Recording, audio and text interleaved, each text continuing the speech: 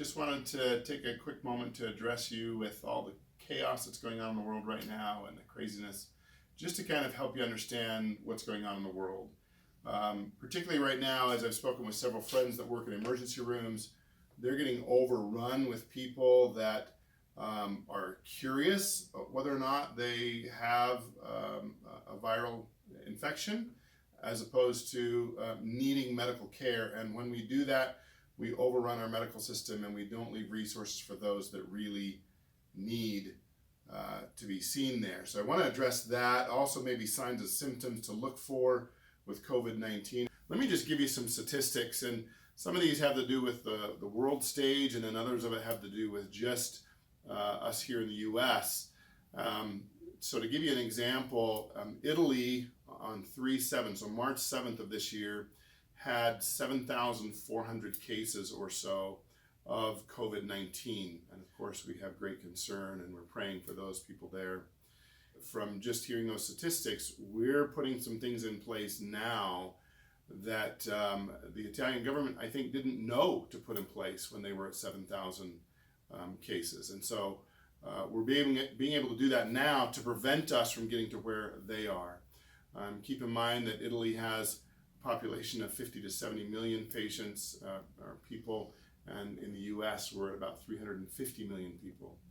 Some very good epidemiologists and infectious disease doctors have indicated that it's likely within the next 12 to 18 months we'll have 40 to 70% of the US population infected with COVID-19, and that we'll likely have around 1.6 million deaths from this.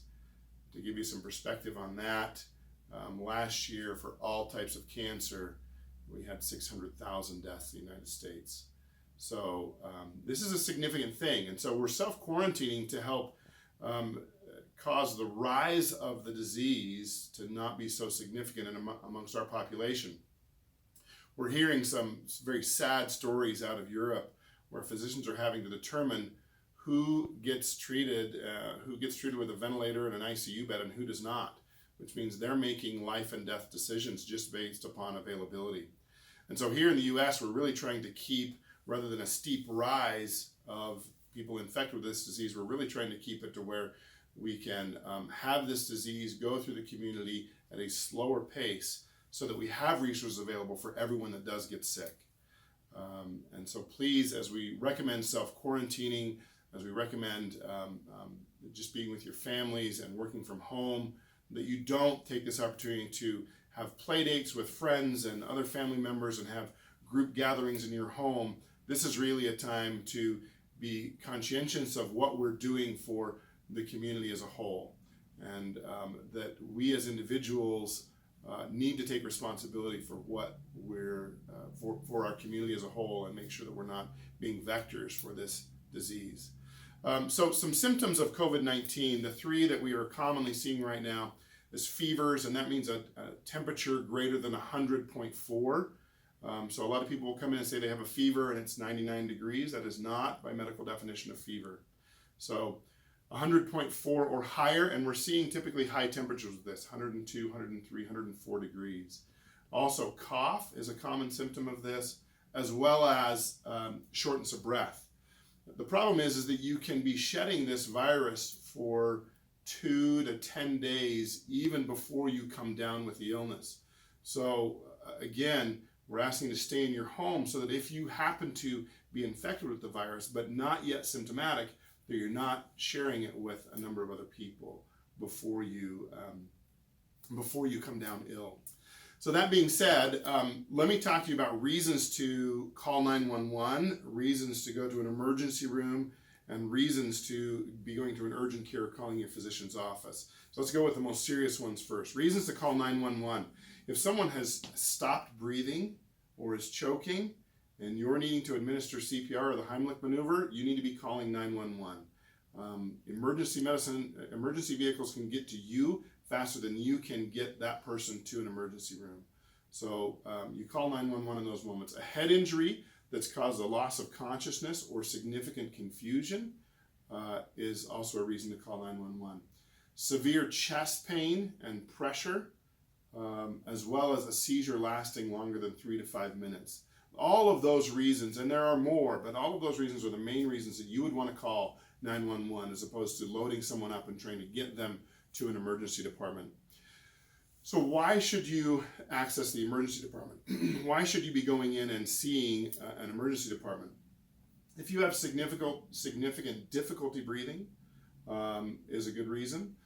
Chest pain or significant jaw pain or arm pain, all of those can be symptoms of cardiac problems, and women and men present a little differently. We tend to think of chest pain for heart attack, and that is a typical presentation for a man, but women can have a heart attack and not presenting with any chest pain and only have jaw pain or left arm pain. So you want to pay attention to significant pain there and go to an emergency room. A displaced fracture or open fracture, so if you've broken a bone and it's hanging out of the skin, you need to go to an emergency room. If you've broken a bone and it's significantly displaced, meaning the arm doesn't look normal at all, then or leg, then you need to go see an emergency department. Sudden numbness or weakness or being unable to speak, see, walk, or move are symptoms of a stroke. When it comes to stroke and heart attack, seconds count. There are certain interventions that we can do if you arrive into an emergency department within a certain amount of time. If you go outside of that window of time, let's just see if the symptoms resolve, let's see if my chest pain goes away, then there are interventions when you do show up that we cannot administer to you. So when it comes to stroke-like symptoms and heart attack symptoms, you want to access the emergency department very, very quickly. Bleeding that can't be stopped, obviously abdominal pain that's intense and particularly localized abdominal pain, you want to access the emergency room. Fevers in anyone that's less than 3 months old is significant. Fevers with convulsions in any age group, you should seek emergency care, and then coughing or vomiting blood. Let me just stop for a minute and tell you, one of the challenges that we have if patients will come from an emergency room and come into our offices saying, well, Dr. Riggs, they didn't do anything for me. I still don't know what's going on with me. And what I tell them is the fact the emergency room is not meant to diagnose what's going on with you. An emergency room is to determine, are you going to live or die from what you have going on? As long as they can evaluate and rule out the things that you're going to die from, they'll send you back to your primary care office to be evaluated there, to know if, to figure out what the diagnosis is.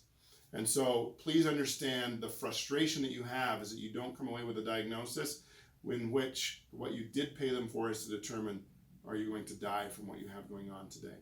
Some reasons that you might want to seek care in an urgent care: cough and cold symptoms, sore throats, rashes, skin irritations, fever or flu-like symptoms, you can access an urgent care, and then mild injuries, so sprained ankles, those sorts of things. Urgent cares are fabulous for that. Primary care offices are fabulous for that. So I'll close by saying stay safe, stay home. Please make sure that you and your loved ones are safe. If you're having difficulty with staying home, and I know that feels very isolated and the challenges that come with that, please use Skype and Zoom and phone and just reach out to other people, grandparents, etc., and speak with them that way so that you have that social interaction while you're doing the self-isolation and can remain mentally healthy and help keep the community physically healthy. So appreciate you all, love you all, and best of luck in the coming weeks.